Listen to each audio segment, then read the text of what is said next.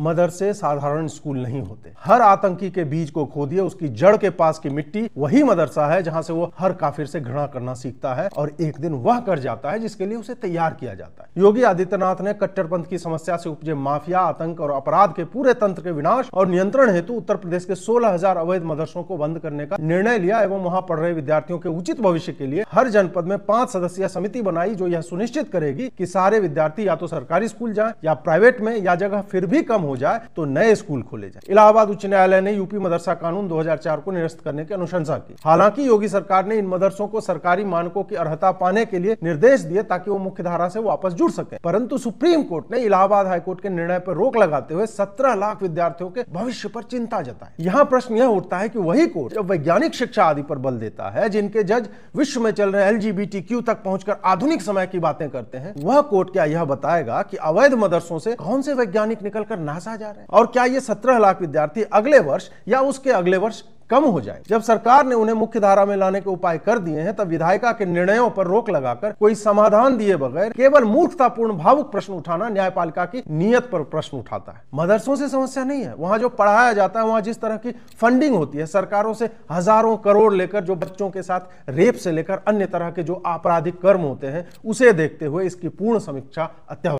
मोदी जैसे बड़ा देशद्रोही कोई नहीं है। आप प्रधानमंत्री नरेंद्र मोदी को देशद्रोही बता रहे हैं। मैंने कभी देशद्रोही नहीं कहा। इसका तो वीडियो है, दिखाइए दिखाइए। पूरे दिल्ली के अंदर आम आदमी पार्टी 10 से 15 लाख CCTV कैमरा लगाएंगे। 15 लाख कैमरे, 15 लाख कैमरे क्या लगाने का वायदा आपने पहले किया था? कभी नहीं। बिहार गजब टोपीबाज आदमी से एक आदमी 500 रुपए की टिकट लेता है, दिल्ली में आता है, अस्पताल में 5 लाख रुपए का ऑपरेशन फ्री में करा के वापस चला जाता है। बाहर के लोग आते हैं और इतने लाखों का इलाज जो है मुफ्त में यहां से करा के चले जाते हैं। हमने तो कभी नहीं कहा।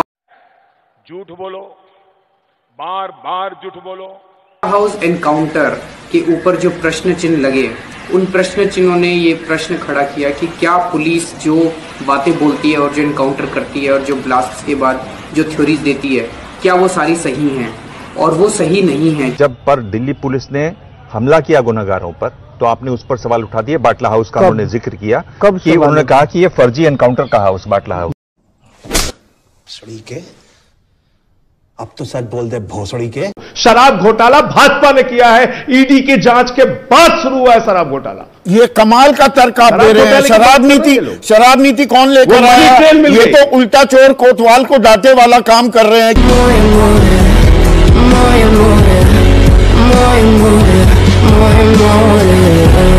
बीजेपी का नारा है, जो जितना बड़ा भ्रष्टाचारी वो उतना बड़ा पदाधिकारी। प्रधानमंत्री जी नारा लगा रहे हैं, एक भी भ्रष्टाचारी को नहीं छोड़ूंगा, एक भी भ्रष्टाचारी को नहीं आपको छोड़ूंगा। जमानत कैसे मिलेगी?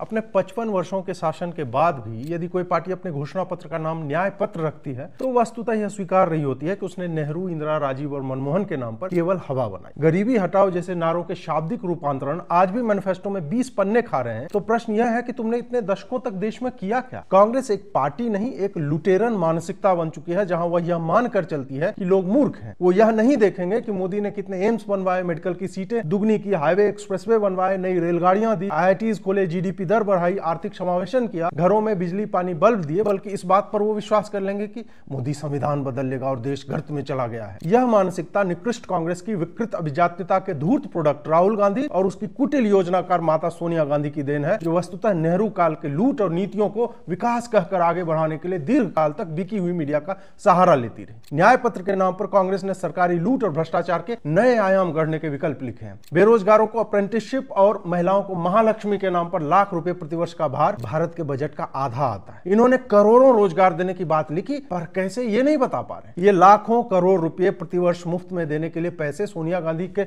मायके से आएंगे या वाड्रा अपनी मंगल ग्रह वाली जमीन बेच कर देंगे? उसमें भी 85% तो राजीव गांधी कांग्रेस घोटाला फंड में जाएगा। बड़े उद्योगपतियों को गरियाने वाले राहुल गांधी ने न्याय पत्र में यह नहीं लिखा कि भारत में धन और रोजगार क्या उनके चीनी मामा लेकर आएंगे, जिसके दरवाजे 2014 में चिदम्बरम ने खोले थे। यह चुनाव उतना भी कठिन नहीं है, आप ही बताइए।